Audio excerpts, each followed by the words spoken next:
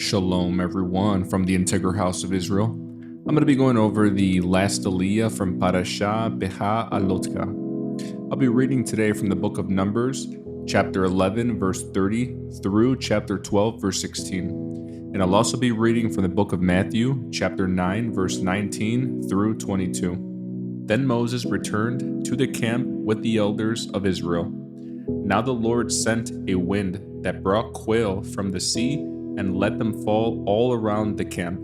For miles in every direction there were quail flying about 3 feet above the ground. So the people went out and caught quail all that day and throughout the night and all the next day too. No one gathered less than 50 bushels. They spread the quail all around the camp to dry. But while they were gorging themselves on the meat, while it was still in their mouths, the anger of the Lord blazed against the people, and he struck them with a severe plague. So that place was called Kibroth Hatava, which means graves of gluttony, because there they buried the people who had craved meat from Egypt. From Kibroth Hatava, the Israelites traveled to Hazarath, where they stayed for some time. While they were at Hazarath, Miriam and Aaron criticized Moses because he had married a Cushite woman. They said, "Has the Lord spoken only through Moses? Hasn't he spoken through us too?" But the Lord heard them. Now Moses was very humble, more humble than any other person on earth. So immediately the Lord called to Moses, Aaron, and Miriam and said, "Go out to the tabernacle, all three of you." So the three of them went to the tabernacle. Then the Lord descended in the pillar of cloud and stood at the entrance of the tabernacle. Aaron and Miriam he called, and they stepped forward, and the Lord said to them, "Now listen to what I say. If there were prophets among you, I, the Lord, would reveal myself in visions.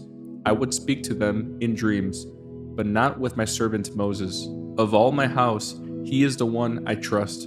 I speak to him face to face, clearly, and not in riddles. He sees the Lord as he is. So why were you not afraid to criticize my servant Moses?" The Lord was very angry with them, and he departed. As the cloud moved from above the tabernacle, there stood Miriam, her skin as white as snow from leprosy. When Aaron saw what had happened to her, he cried out to Moses, "Oh, my master, please don't punish us for the sin we have so foolishly committed. Don't let her be like a stillborn baby, already decayed at birth." So Moses cried out to the Lord, "Oh God, I beg you, please heal her."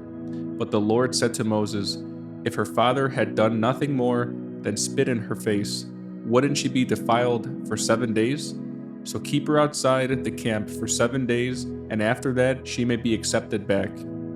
So Miriam was kept outside the camp for 7 days, and the people waited until she was brought back before they traveled again.